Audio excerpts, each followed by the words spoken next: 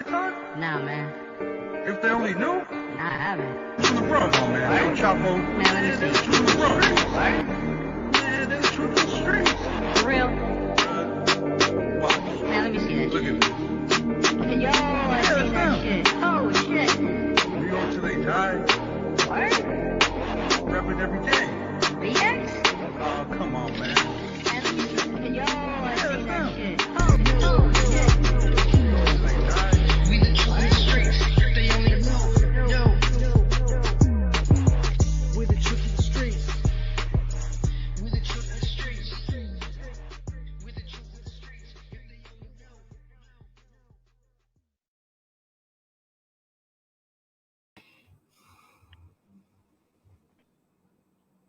Chapel back in the building. Another edition of If They Only Knew. You already know it's always facts over feelings over here.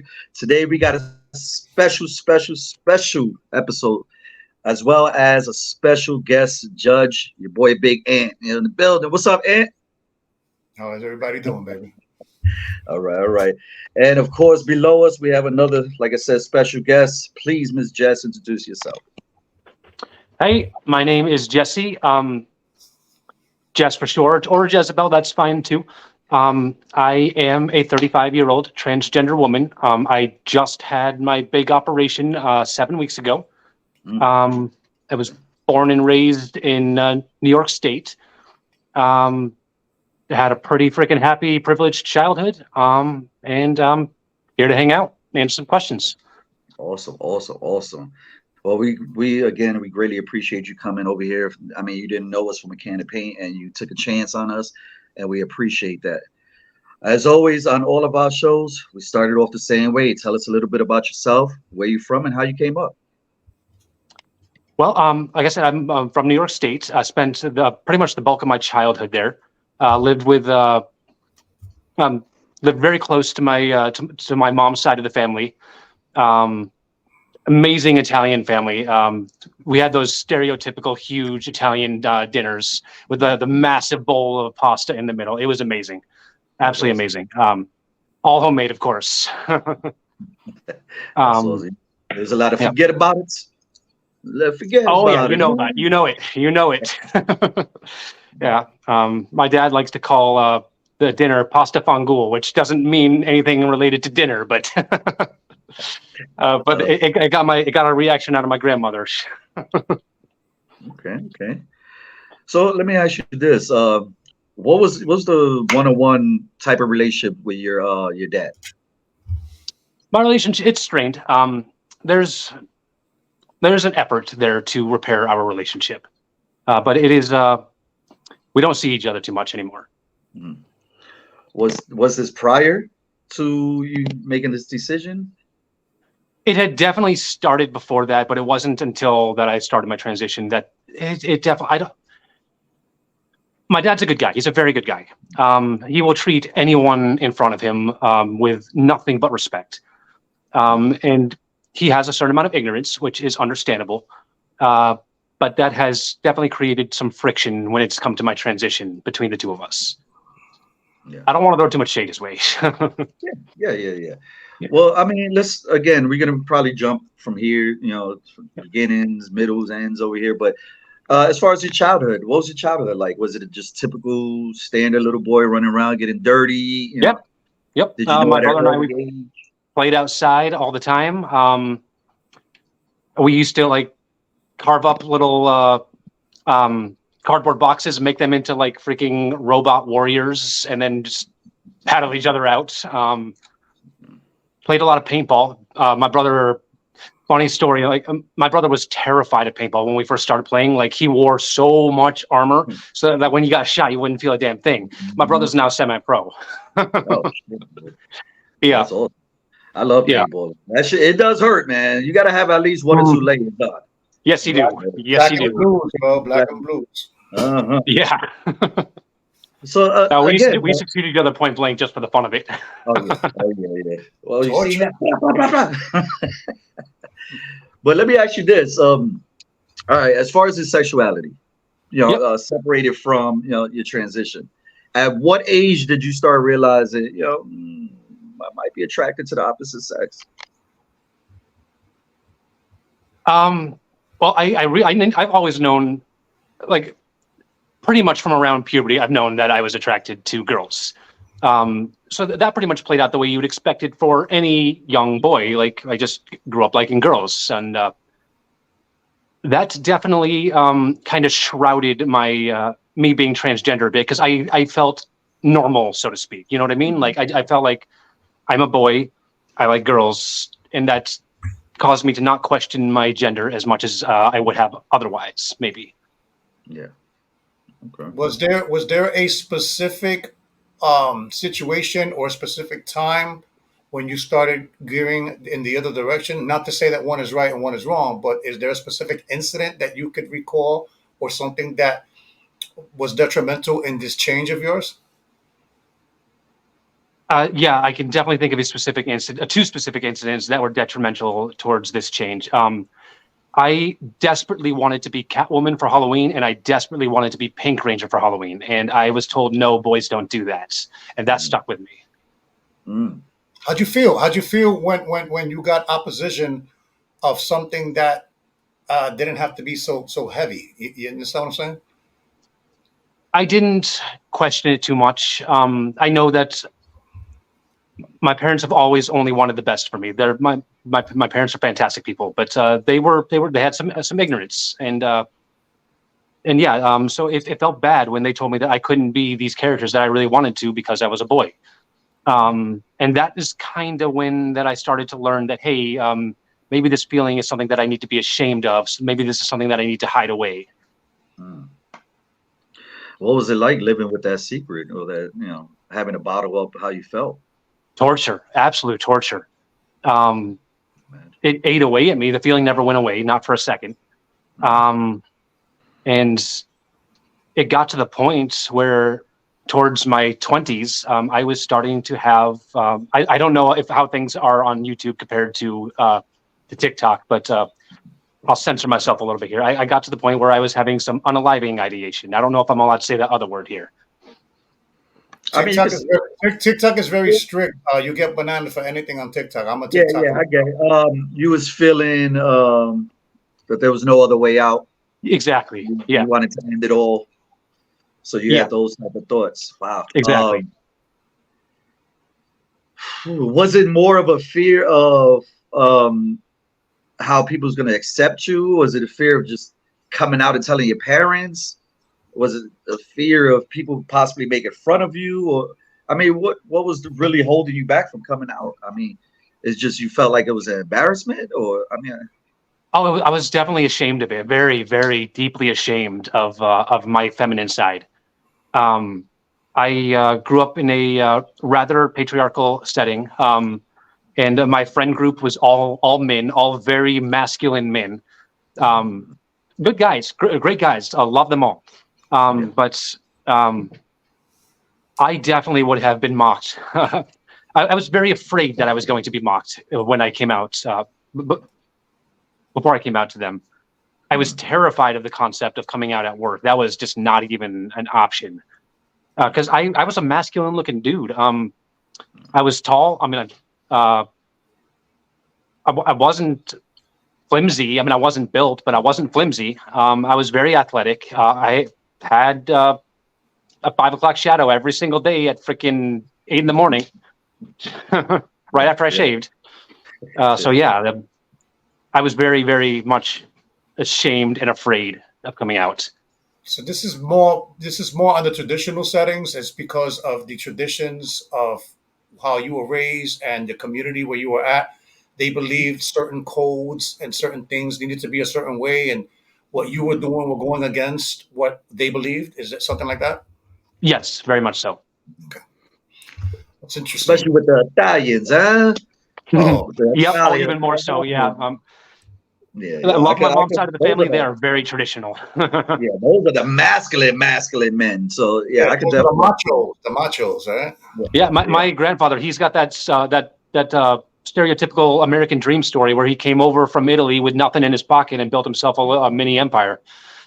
So very much a typical nose to the grindstone kind of guy. Worked his ass off to get where he is. Absolutely. Very much an inspiration. So, Right, so very- where did the majority of, if you had any heartbreak, come from? The heartbreak. Where did the heartbreaks come from? I mean, your normal rejection. I mean, if we're to talk about heartbreak in general, just asking out girls, getting a no, that kind of stuff. I don't think I had a very sheltered childhood. I never lost any. I still haven't lost anyone. Everyone that's been a part of my life is still here. That's Fantastic. awesome. That's awesome. So I really haven't experienced any kind of significant, real, huge heartbreak. Okay. And any Was- loss of family members throughout the years, or friends? My grandmother on my father's side, but I wasn't ever close to her. Okay. Or at least not very close. Let me ask you this. I know you said you kind of kept it to yourself. Was there ever a point where you was maybe possibly dating a female and you wanted to share your secret, or was there any close friends that you really wanted to share this secret and you felt like you could trust them? Yeah, it was the first girl that I ever dated, actually, and the first girl that I ever came out to. Yeah, her and I were getting along well. I mean, it never turned into anything, but right after it was either our first or second dates, I came out to her, and thank God she was fantastic. I mean, she was no longer interested at that point because she wasn't into girls, but which is fine. I don't blame her for that. No, her reaction was absolutely fantastic, and honestly, if it hadn't been, I may not be here right now. Wow, So I owe that's her a awesome. lot. Yeah. That's awesome. Now, I That's know interesting.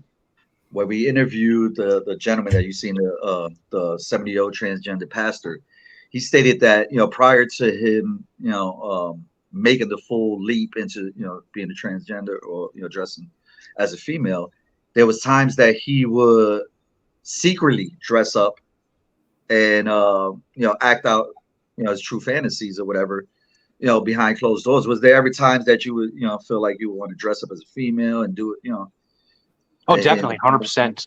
I used to order dresses all the time. I had breast forms that I would wear, the whole 9 yards. I would definitely dress up at home, and it felt amazing. And it honestly, it made me feel even worse about not being able to go out presenting that way in public. But it felt so good at home, which is part of the reason that I ended up being a shut-in. It's crazy because it was a sense of freedom, but it also showed you how trapped you really are in this secret. Exactly, So 100%. Yeah. Were you ever brave enough to step outside like that, thinking that maybe nobody would recognize you? I did a few times. Interestingly, the first time that I really went out in public dressed the way that I wanted to was to a gigantic work meeting where the entire company was all in the same building all at the same time. Don't ask me why I chose that. That was a nightmare.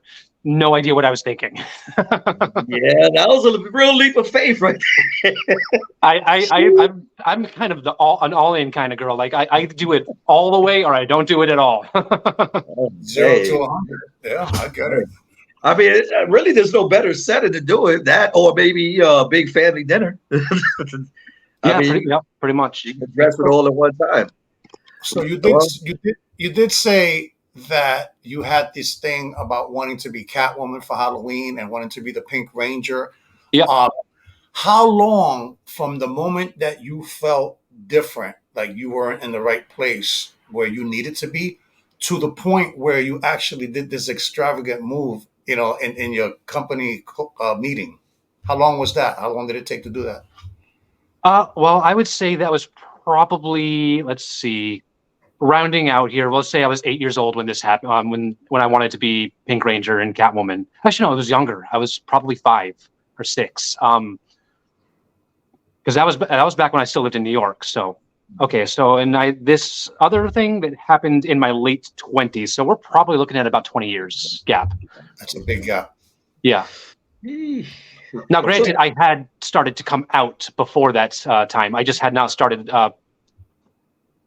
living authentically.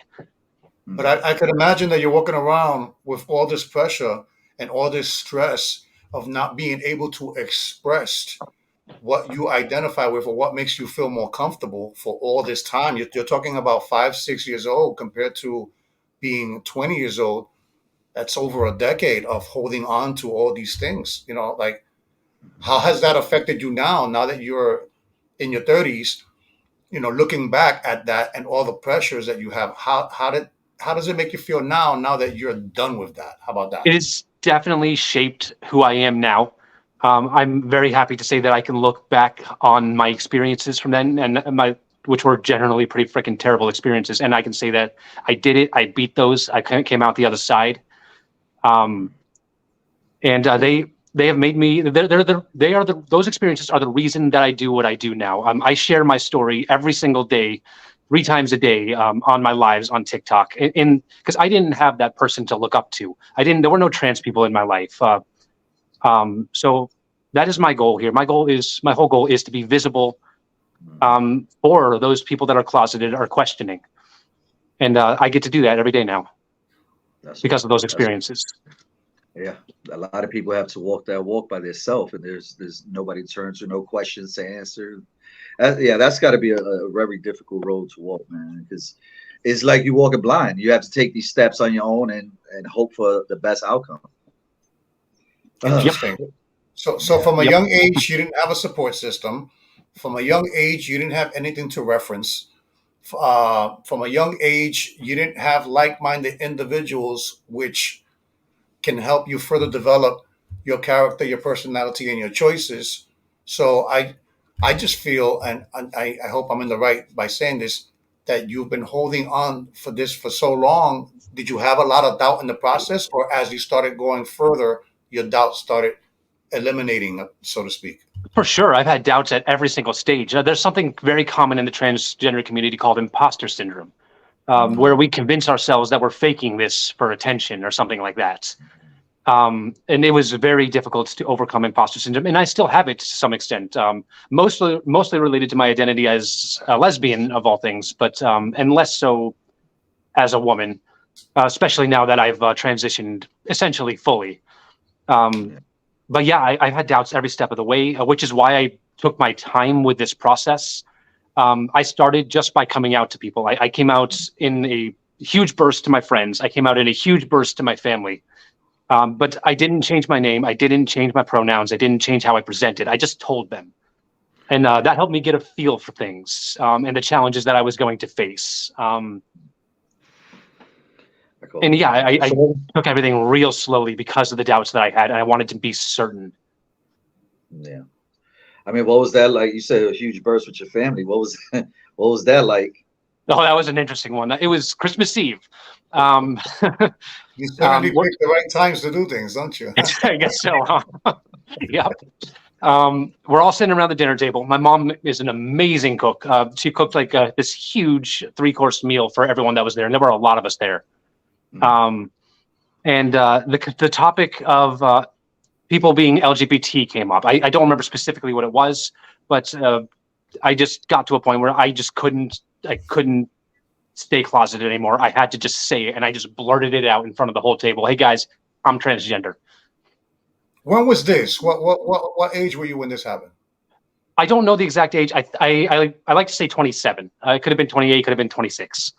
So my question to you is, if this happened around 25, 26, 27, who in your family knew already? Nobody. That was I was it, only right out to one other. Is that they didn't want to believe it, you didn't show it, or they didn't want to believe it, you didn't show it, or they just didn't get the hints? I learned very early on in my life to hide this part of myself as best as I could. My brother might have had a chance, because when my brother and I were playing those games where we would build those cardboard battle suits and go out and fight, we would always create characters, and every single character that I created was always a girl, always. So my brother might have had a hint, but nobody else, because I never showed that side of me at all. I learned to hide it to protect myself. Yeah, It's interesting. Well, was it crickets at the dinner table after you Oh yeah. blurted it out? Oh yeah. And after everyone double checked to make sure they heard what I had said, and that I was and confirmed that I was being serious, then it was all hugs and crying and all that kind of stuff and happy reactions On the same day? That's awesome. on the same day. Yes. That is awesome. I mean, a lot of people, their parents and their family know prior to them even know. They see Yeah. little signs, little things here and there. Your parents probably had some sort of idea. It was just you just confirmed it. All right, my so brother, sorry, I didn't mean to interrupt. No. This is something my mom and I talk about all the time. She was blindsided, completely and totally blindsided. Wow. She thought it was more. She thought I might be gay. Well, she was right, but the wrong way. Well, can you explain to the people the difference in just gay and transgender? Because there's a lot of people that don't know the difference. Yeah, definitely. So sexuality and gender are different things. Like if we take being transgender out of the equation, it's possible for a guy to like other guys. It's possible for a guy to like other girls, and they can like both guys and girls. And that is not related to him being a man. So it is the same for a transgender person. A transgender person is someone who does not identify as the gender they were assigned at birth. I, a transgender woman, am attracted to women, and therefore I am a lesbian. Wow. Okay. Wait, let me get this straight. Yep. You are a transgender lesbian Yes. that identifies as a woman and you like women. Yes. Okay, so you like woman as a woman. Correct. Okay, cool. I've never heard that before. That's interesting. A lot of people, this is, again, this is why I love doing these interviews, because even myself, I just thought automatically, if you're a transgender, you started off, being gay, and then you turn to transgender. And yes, I never a lot of people think realized- that. I never even put two and two together that you could be a transgender and still like females. It never even dawned on me. So that's definitely interesting. So, oof. Shit, okay. Let me jump on something. Let me jump on something real quick because I want to understand, because I've always understood that who you are and what you prefer sexually are two different things, right? Yep, definitely. Okay, so who you identify with is one thing, and what your preferences are another. And I've always told people I'm never interested in your sexual preferences because I don't have any interest in having that type of activity with you. Therefore, it's easy for me not to judge people. Mhm. Yeah. I like what I like. I know who I am. That Yeah. doesn't change how other people look at themselves and what their interests are. I've learned to accept that people are going to do what they like to do, what makes them feel good, and what they identify as. So I'm at that point. I just wanted you to know that. Okay, cool. Awesome. All right. Well, let me ask you this: from that dinner to the time that you decided you was gonna make the transition, was there any aha moment or anything that happened that you was like, this is what I want to do? I want to fully, transition over and make it final. Well, if we're talking about the big aha moment for as far as getting this surgery, that happened 8 months ago. That was recent. Yeah, that was 8 months ago. But there was a pretty freaking big event that happened between then and now, and I went back in the closet. I told everyone that I was wrong and that this was just a phase. Sorry.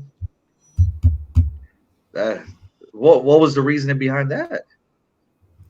Simple. I wasn't ready to be out. I love the people in my life, but nobody in my life, not in my family, not in my friends group, nobody was queer. So nobody knew what I really needed for support at that time. And at this point, now that I was starting to come out, I was starting to experience transphobia from the world around me, and to a lesser extent, misogyny, because I had not yet started presenting or anything like that as a woman. But I had started to experience the transphobia, and the weight was crushing. And that was another weight that I was taking on by myself, and I wasn't ready for it, and it was a lot easier for me to just go back in the closet. Wow. Can you help some of our audience members?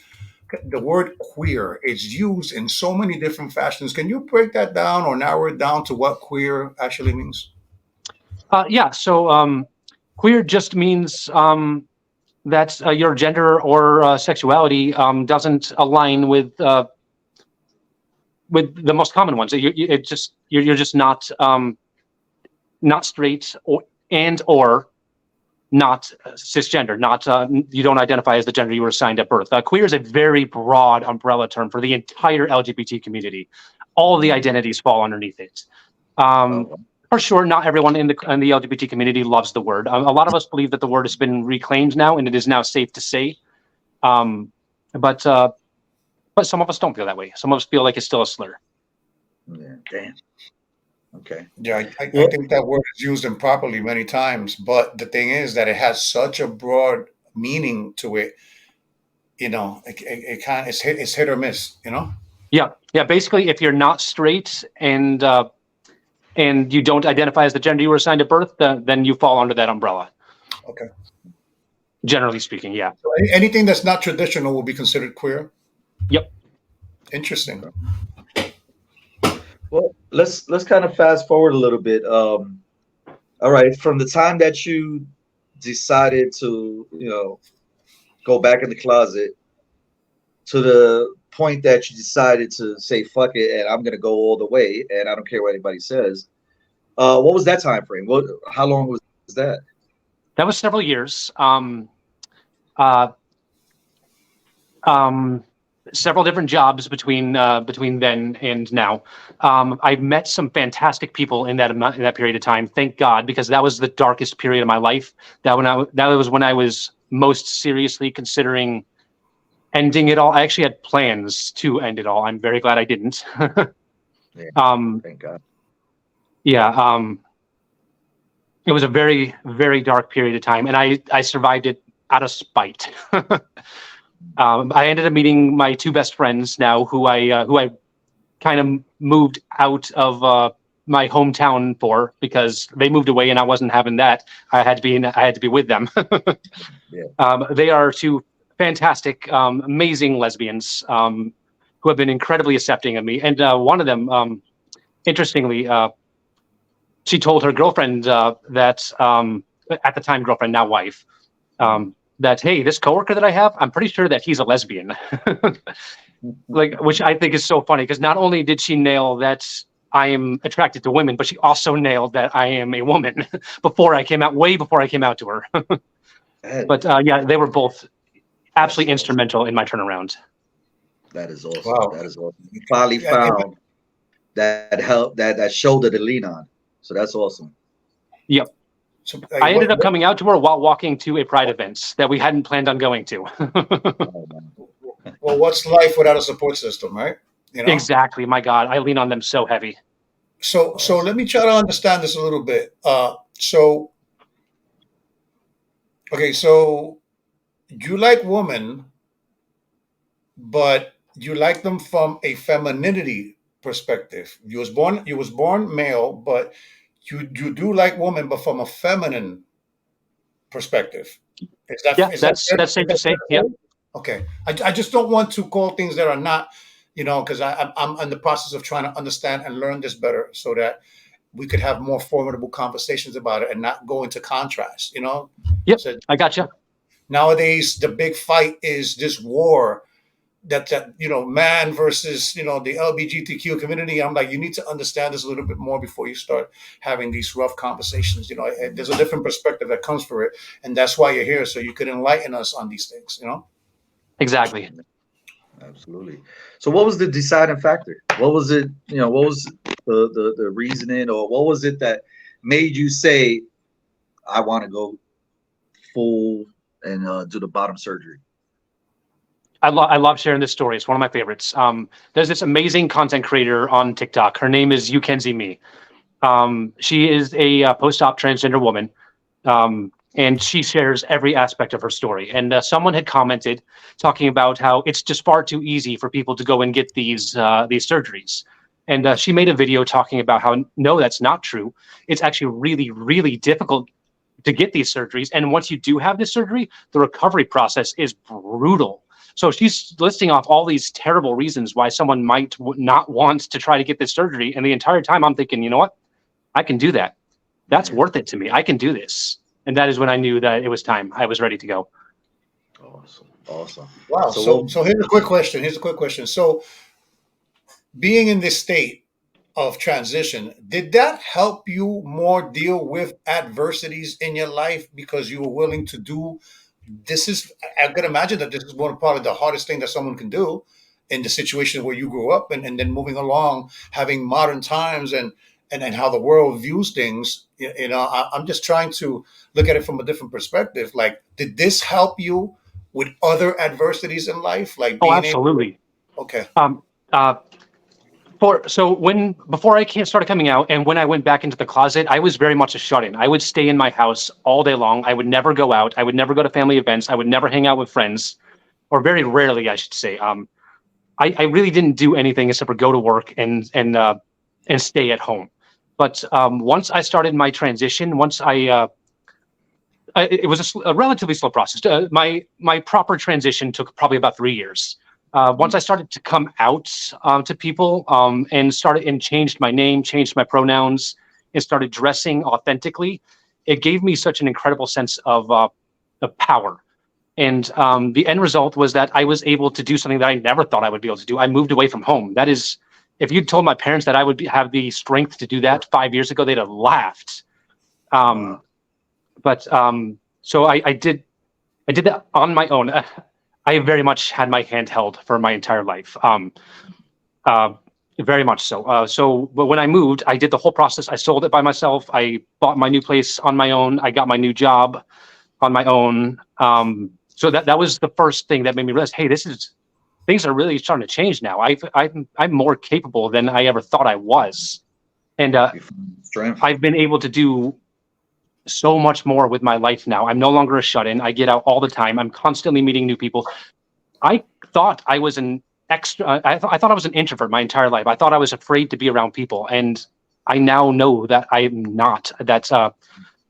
I now know that I love being around people. I love introducing myself to new communities and making new friends. And I can attribute pretty much all of that to the strength that I have found in transition.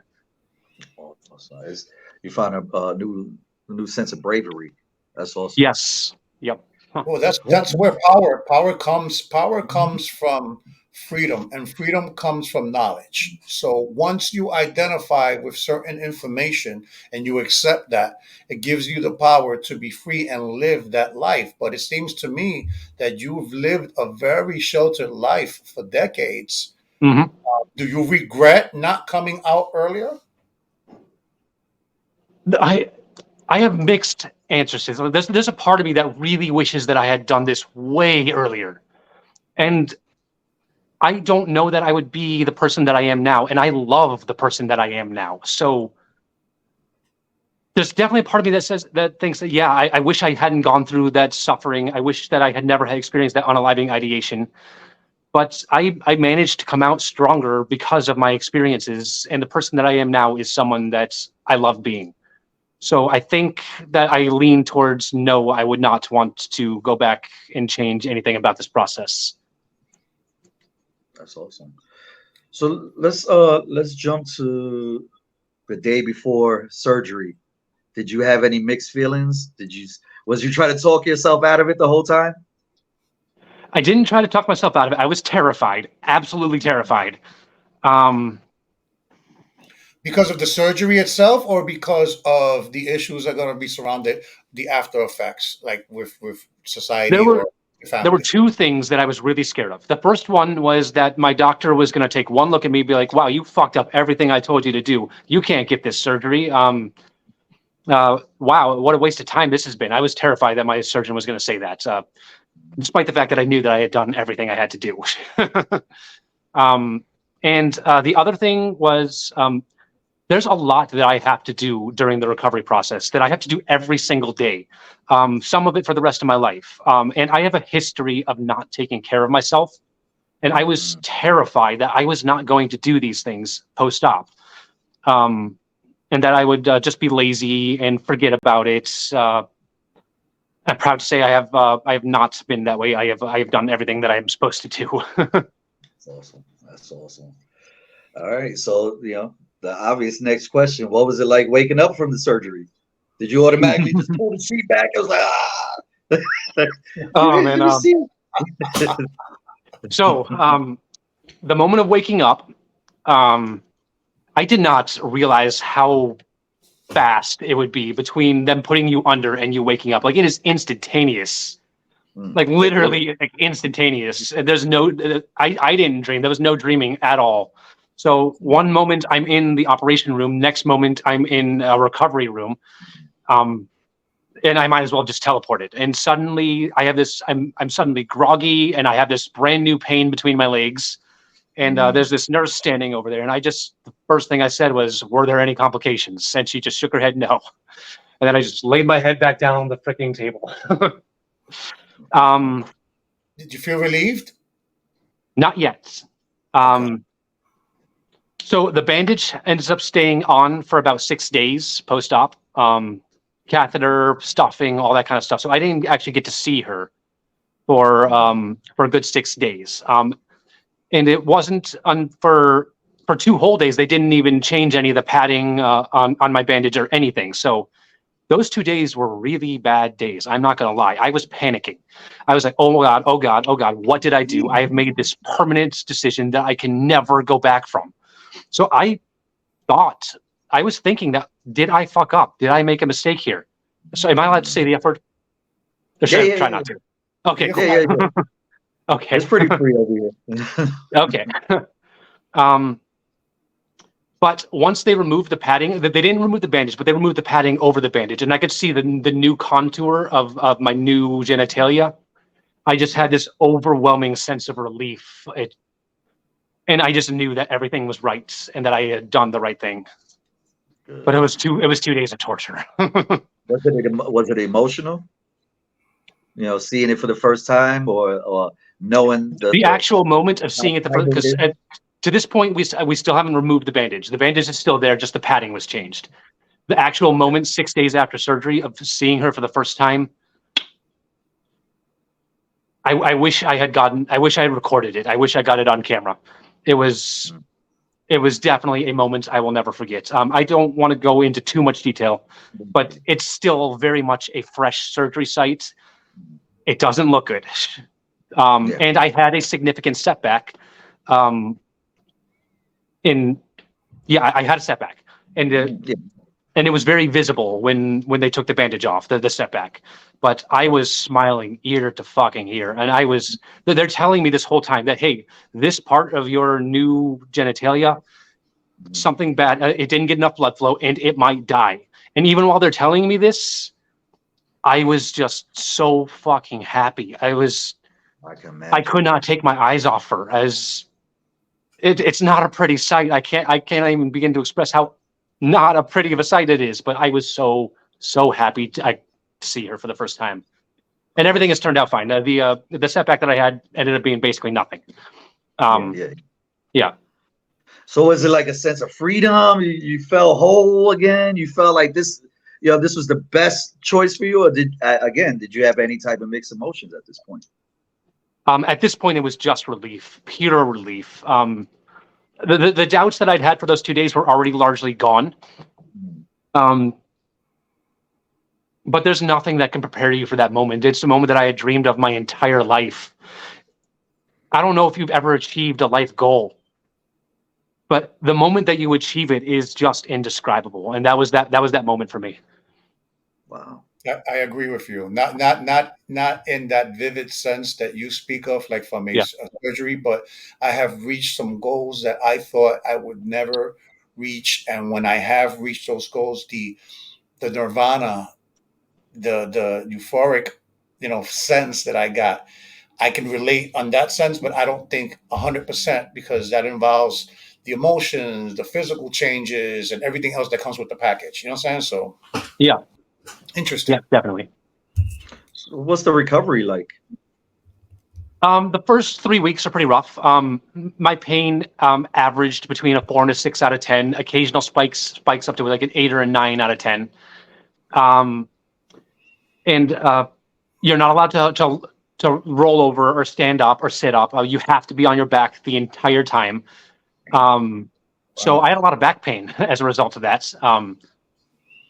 Very uncomfortable. I spent 3 days in the hospital, and I had to be within 10 minutes of my surgeon in case there was an emergency. So I had to be in a hotel for another 2 weeks. That entire time in that hotel, I was on bed rest on my back.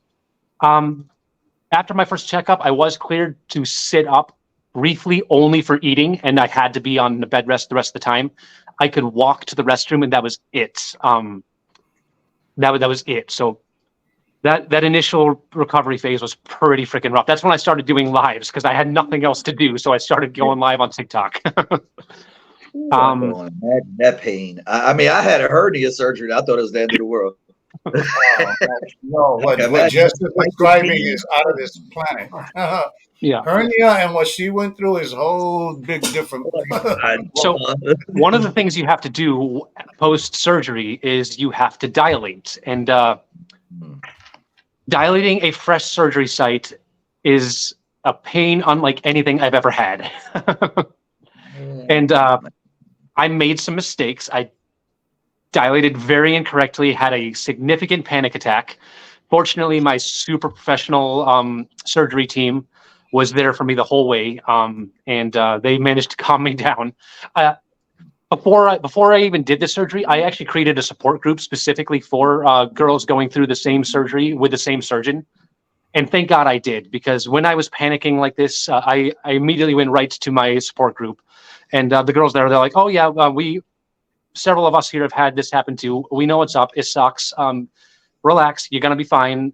Talk to your doctor and they'll get you on board with everything. But that was terrifying and so painful. Recovery is brutal. Imagine. I'm sure you the mental part of it is just a roller coaster, of emotions and feelings. And all right. So anxiety. The point that you're at now, how much further before you able to, use it or be able to, fully functional? Okay. The fully functional stage happens around the 6-week mark. I mean, at that point, you can use it in any way that you would want to. You're not really going to get much out of it at that point. It takes about 3 to 6 months for all sensation to return. Okay. Can we rewind a little bit? There's always been conversations on social media and at the dinner table as to, and this is based solely on your experience, right? When is the right time to talk to your children about sexuality and sex? And based on your experiences, what would you say would be the right time to have this conversation to avoid the majority of what you went through, lack of support, the anxieties and the discomforts that you had? What would you say about that? So this is something I talk about a lot on my lives. So the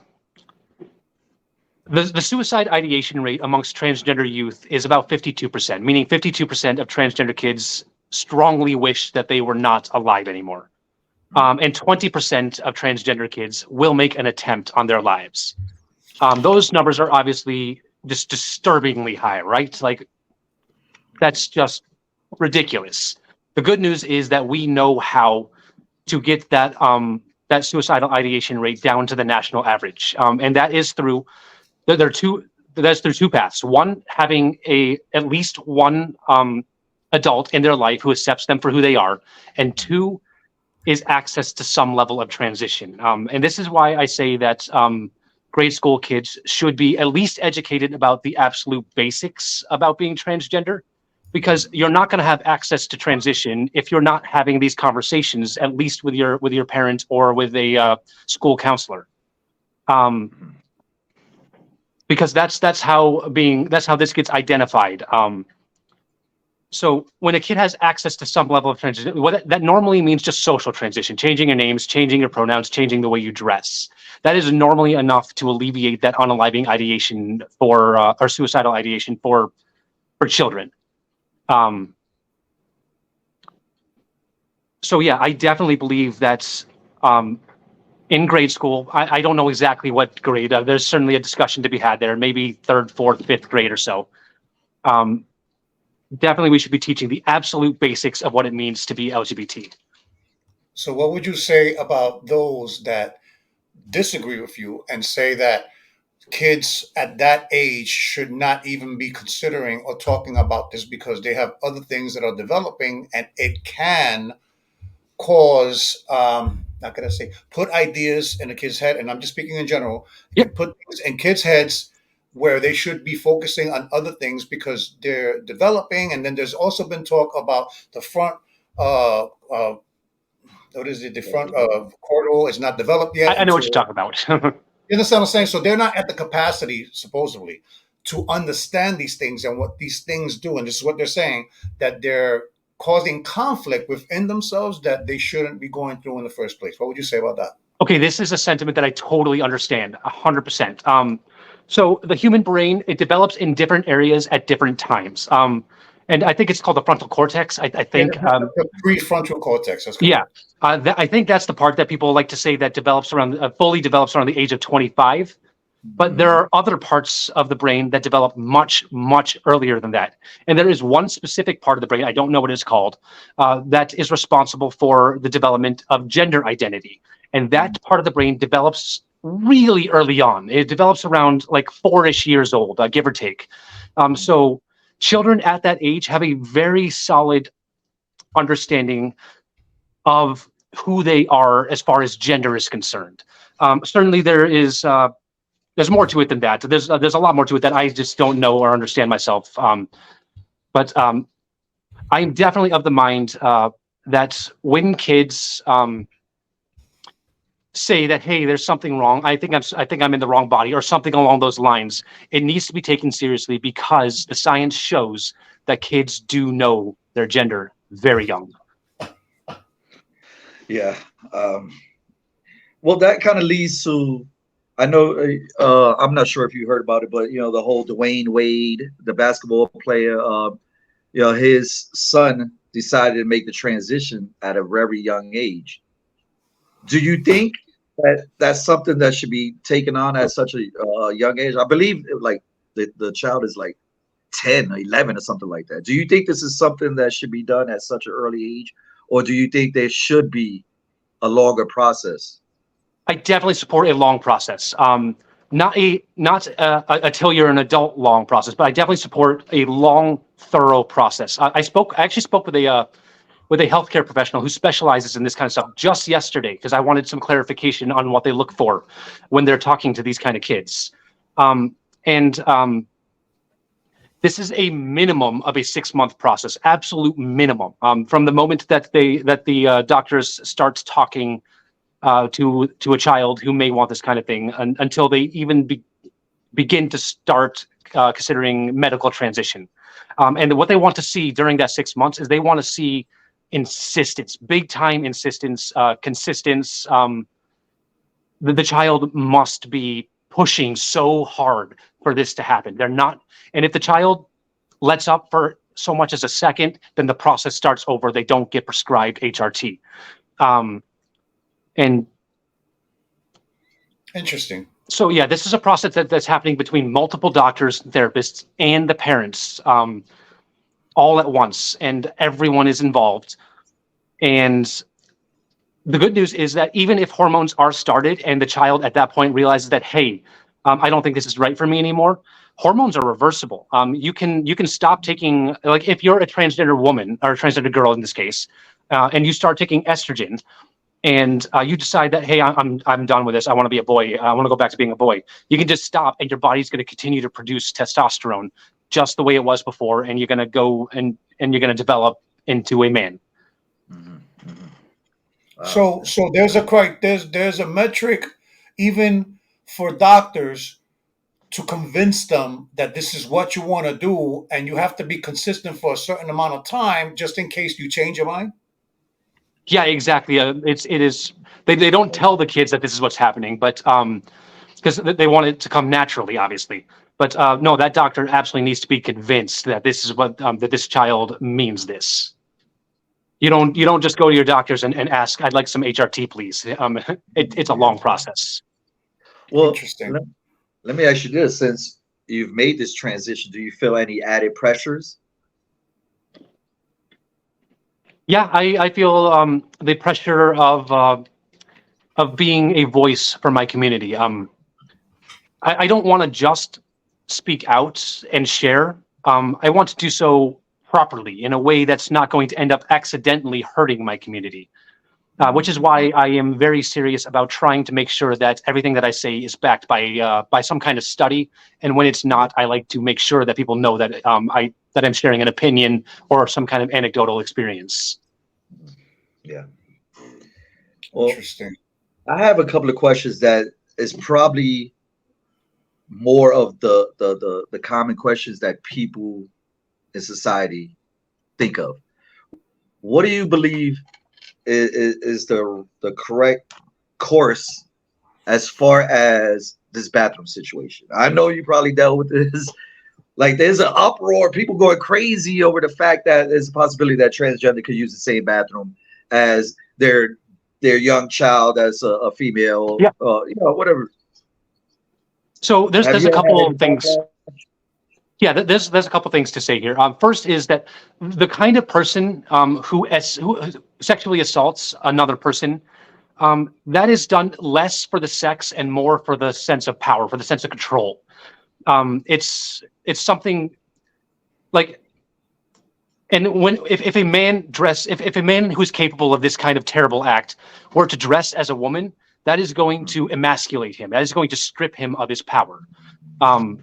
So the odds of a man being willing to do that are already pretty low. The odds of the kind of man who is capable of doing that kind of terrible thing being willing to do that are already low. And also, as far as bathrooms are concerned, we already have men who just barge into a restroom and sexually assault whoever they want to. They don't need to plan it in advance. They just do it because they can. And without it being premeditated.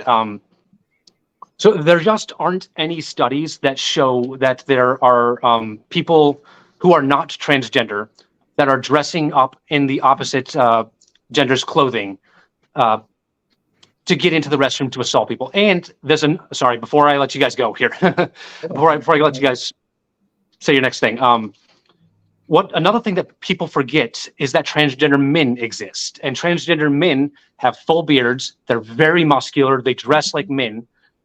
So if we make these kind of rules that force people to use the bathroom of the gender they were assigned at birth, then we are going to have these huge, muscular, bearded men using the women's restroom because they were born with a vagina. And that would be an even easier way for a cisgender man to get into the women's restroom to sexually assault someone.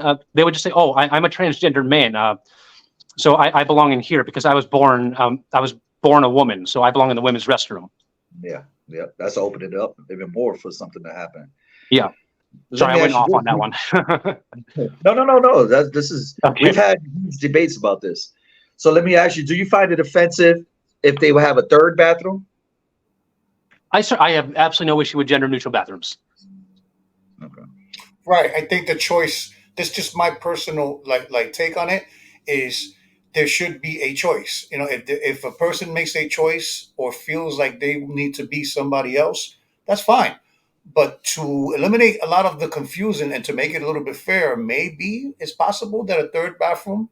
But the thing is that how would that bathroom be labeled? Is it men, woman, and then everything else? You know what I'm saying? Like, would that be fair? Another point I bring up when people bring up the idea of third bathrooms is that we live in a capitalistic society and bathrooms don't make money. So all these big businesses where people are going to the bathroom, those businesses, they don't want more empty space where they can't make money. So that's an excellent point. Yeah. But now that you said that, maybe now they'll start making money and doing different designs and different things that resonate more with those communities. Does that make sense? You should see the bathrooms in Japan. They are wild. I'll take your word for it. All right. Well, let me ask you this, because I know that you have a busy day as well. What do you think about transgenders in sports? This is another area where I have a pretty significant opinions. So the United States military has done a study on the effects of HRT on both transgender women and transgender men. And what they found is that transgender women who are on estrogen for a period of 2 years, we lose all of our strength advantage. We lose almost all of our speed advantage. There were other findings as well. Other studies have also found that we lose bone density. Some of us lose height. I myself have lost an inch since I started HRT. Some of us lose shoe size. So we do lose all but a small speed advantage over cis women. So I believe that if we are on estrogen for a period of 2 years, that we have earned the right to participate in cis women's sports. Okay, Because but there's a lot of the people that results. I'm sorry, but do the results contradict what you're saying? Like, based on now a lot of former men that are now women are in sports and they're smashing the record books like by a landslide, not just like right over the top of a record, that they are actually smashing them.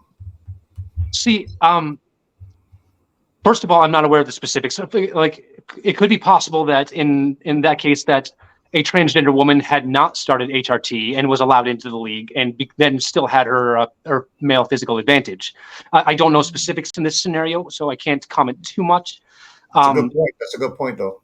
Also, I just have not seen evidence of widespread domination amongst transgender women in women's sports. I've even heard, now this is definitely something that I don't have proof of.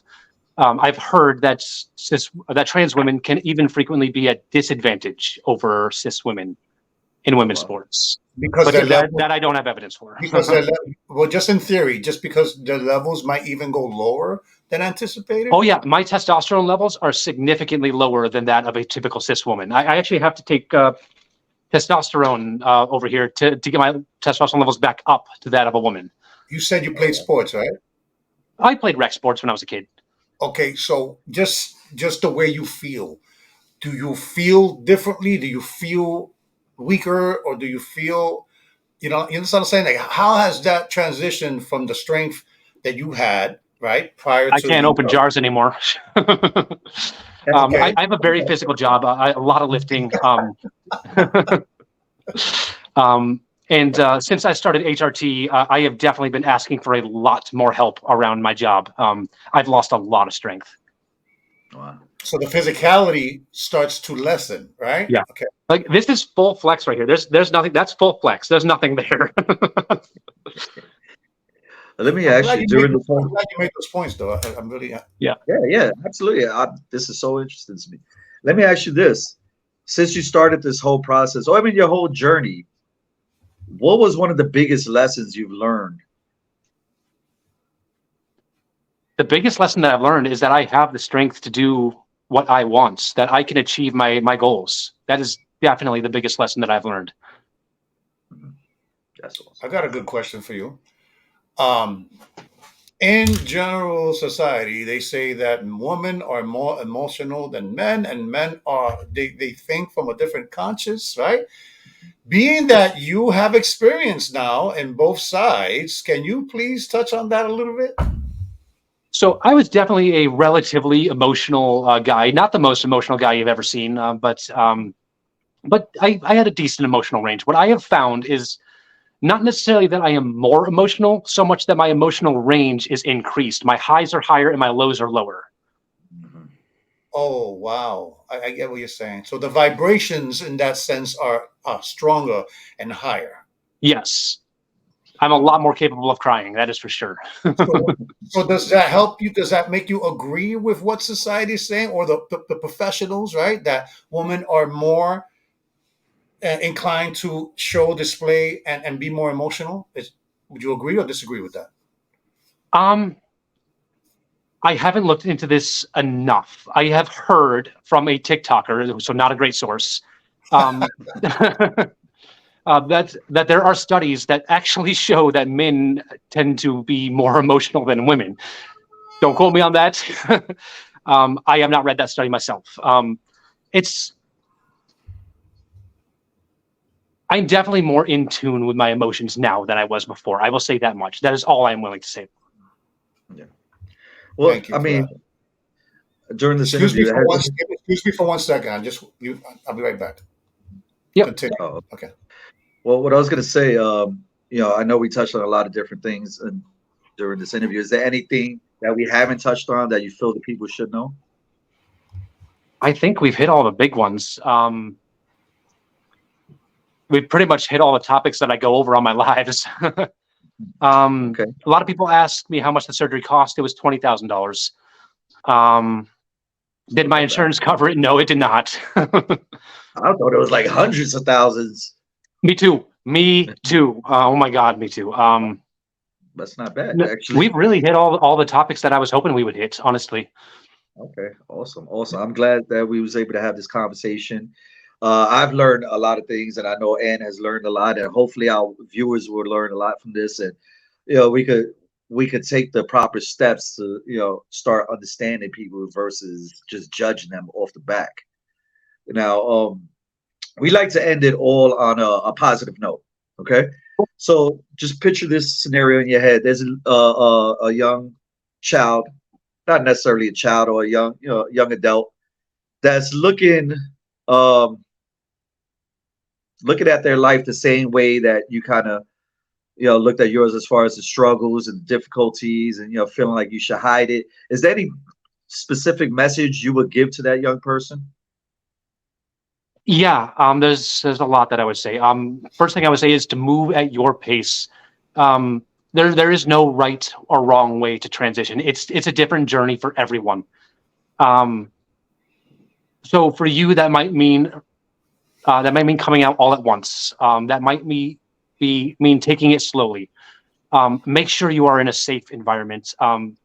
Not everyone is fortunate enough to have understanding parents who will accept you when you come out. So if you don't have accepting parents, put yourself in a safe position before telling them.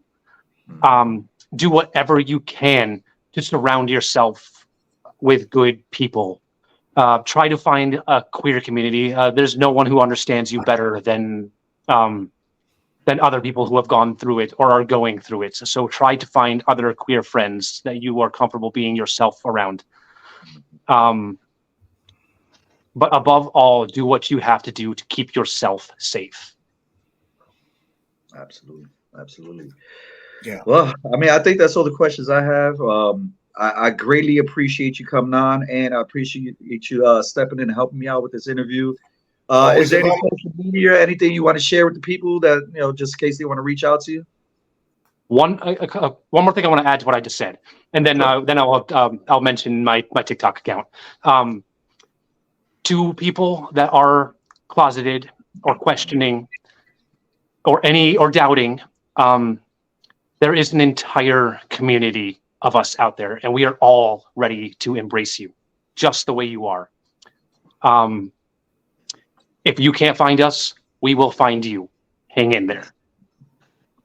So yeah, I just that's all I got to say on that. I do want to give a little shout out to my TikTok channel and to my YouTube channel. They both go by the same name, Asexual Jezebel. If TikTok gets banned, then I am moving here to YouTube. So I got a really tiny YouTube channel going. But I do go live every single day, 3 times a day on TikTok. So if you have more questions you want to ask of me, you can hit me up there. You can ask your question on my videos. You can ask your questions on my live. Again, Asexual Jezebel. Yeah. What I'll do is I'll include your links in the description as well. So anybody that needs to reach out to you, wants to reach out to you, they can reach out to you direct, and they don't have to search the whole damn net for it. But again, like I said, I appreciate you coming on. You didn't have to do this. You was transparent, and it was awesome. I learned a lot. Like I said, I feel like Ed learned a lot, and I know our community is going to learn a lot. I appreciate you. And I mean, nothing but the best. If you have any questions, any concerns, if you need help with your building your YouTube channel up, we there. You're part of the ITOK family now. It's not just an interview where we just discard you. You're part of the family now. So there's no getting away. There's no getting away. All right. So all right, thank you so much for having me. I appreciate you. Stick around for a quick second. I'm just gonna play this outro, and just want to discuss something with you real quick. As always, we appreciate everybody that's watching. If they only knew. Run up when you see me, then we gon' see. Wait, hold up. You telling me you never heard about ITOK? Nah, man. If they only knew. I haven't. From the Bronx, man. El Chapo. Man, let me see. From the Bronx.